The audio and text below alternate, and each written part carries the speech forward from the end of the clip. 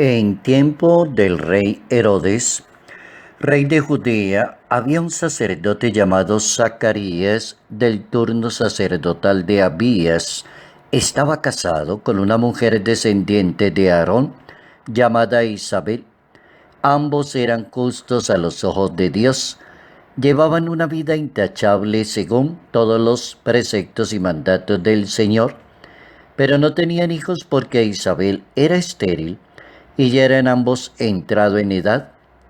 Una vez que oficiaba en la presencia de Dios, los sacerdotes de su turno, según el uso que tenían para el servicio del templo, le tocó a Zacarías entrar en el santuario del Señor y ofrecer el incienso.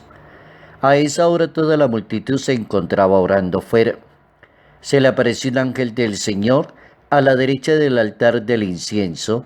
Zacarías se sorprendió y se llenó de temor. Pero el ángel le dijo: no temas, Zacarías, que tu oración es escuchada. Isabel, tu mujer, te dará un hijo al que debes ponerle el nombre de Juan. Evangelio según San Lucas, capítulo 1, versos 5 al 25.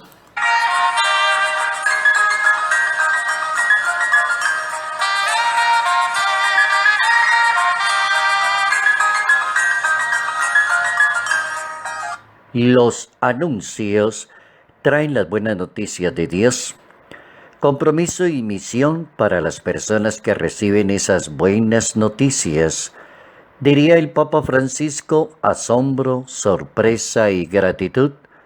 Notas amables a la palabra de Dios, jueves 19 de diciembre, año 2019, cuarto día, novena de preparación para el nacimiento de Jesús el Salvador.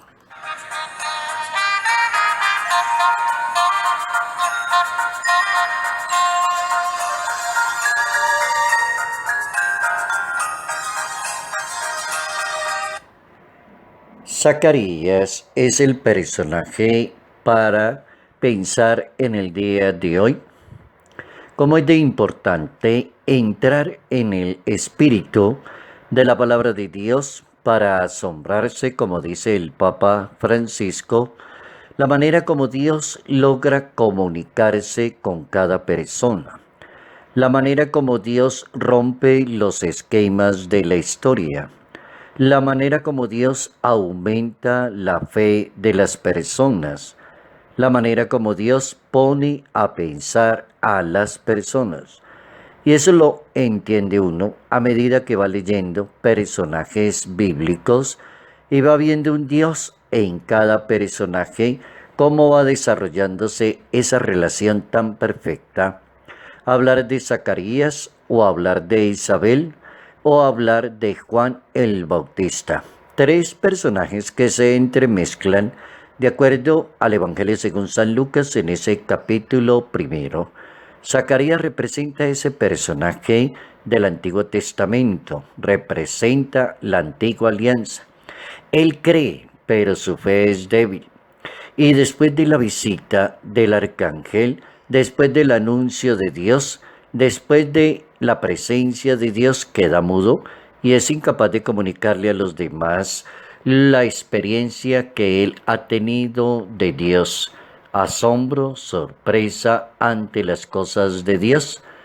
La nueva economía de Dios está empezando y se da a conocer y se hace realidad.